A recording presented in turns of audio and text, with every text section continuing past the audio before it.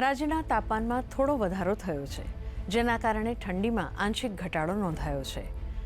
નલિયાનું તાપમાન single ડિજિટમાંથી double ડિજિટમાં પહોંચીને 12 degree થયું છે, તો ડીસામાં પણ 15.9 અને ભુજમાં 15.8 ડિગ્રી તાપમાન નોંધાયું છે.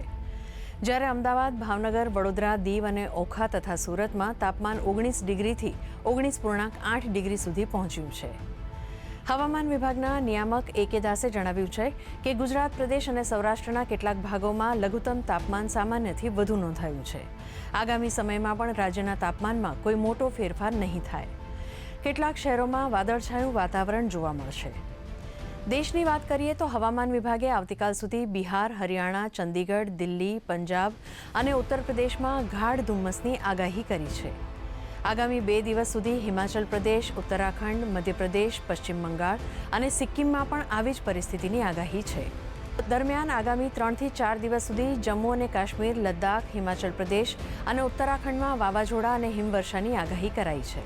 આગામી 2 થી 3 દિવસ દરમિયાન કોમોરિન પ્રદેશ અને નજીકના મન્નારના અખાતમાં 55 કિલોમીટર પ્રતિ કલાકની ઝડપે પવન ફૂંકાવાની આગાહી છે.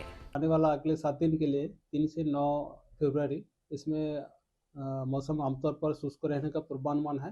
इसमें लघुत्तम तापमान जो है इसमें कोई बड़ा बदलाव नहीं रहेगा और जो अहमदाबाद का पूर्वानुमान है इसमें मेनली क्लियर स्काई रहेगा. लघुत्तम तापमान 19 डिग्री सेंटीग्रेड के आसपास रहने का पूर्वानुमान है. अभी कोस्टल क्षेत्र में जो पवन का दिशा रहेगा उत्तर से उत्तर पूर्व दिशा से पवन चलने का है और जो स्पीड रहेगा 15 से 20 नॉट.